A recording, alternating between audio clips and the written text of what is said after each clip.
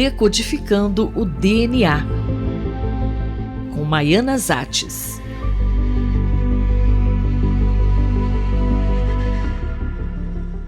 Criar órgãos humanos em suínos é a nova estratégia de cientistas chineses para evitar rejeições nos transplantes. Em colunas anteriores, falei dos avanços no xenotransplante, isto é, do uso de suínos geneticamente modificados para servirem doadores de órgãos para os seres humanos. Essa tecnologia, na qual nosso grupo tem trabalhado ativamente, consiste em silenciar os genes dos suínos que causam a rejeição hiperaguda se transplantados em seres humanos.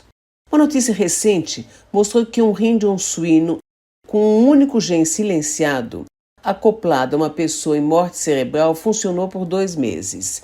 E agora foi anunciado um novo transplante cardíaco em um paciente de 58 anos por outro grupo, a mesma equipe que realizou o primeiro transplante cardíaco.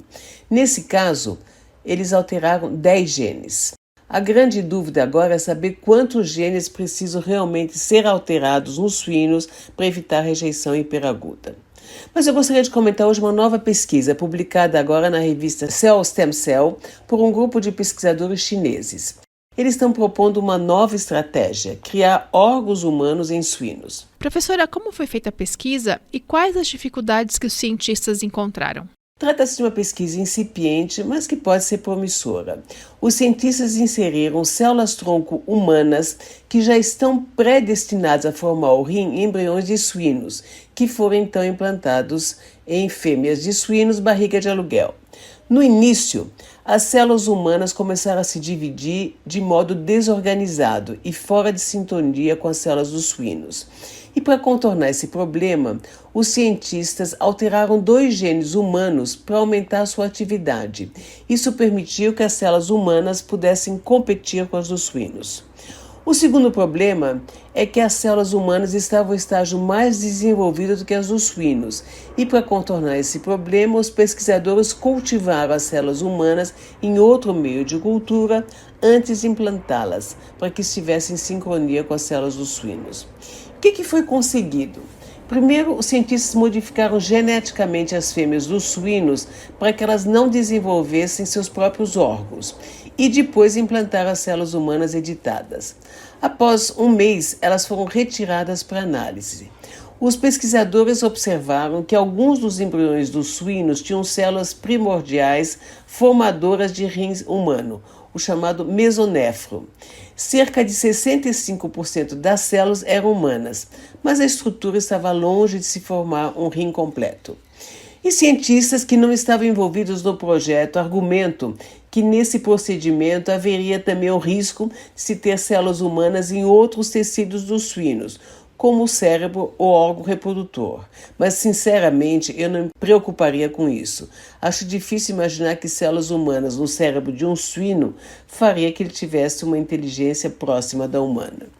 E quais seriam as vantagens e desvantagens dessa estratégia em comparação com o xenotransplante? A vantagem seria que, no caso do xenotransplante, do mesmo modo que o transplante entre pessoas imunocompatíveis, a pessoa transplantada precisa tomar imunossupressoras durante toda a vida. E nesse caso, se forem usadas células no paciente para gerar, por exemplo, um rim humano e um suíno, teoricamente não haveria rejeição, porque seriam as células do próprio paciente.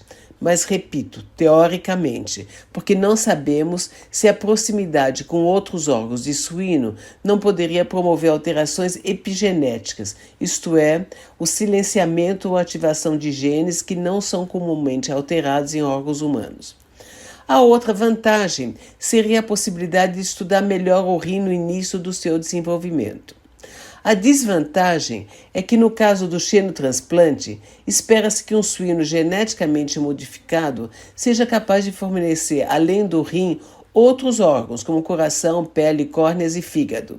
Além disso, a possibilidade de criar órgãos humanos em suínos e evitar rejeição teria que ser personalizado e se criar um órgão específico para cada paciente. E seria necessário criar um porco para cada doador.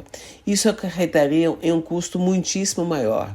Acredito que se conseguirmos criar órgãos no laboratório sem a necessidade de implantá-los em animais, seria uma estratégia muito mais promissora. Eu, Fabiana Maris, conversei com a professora Maiana Zatz.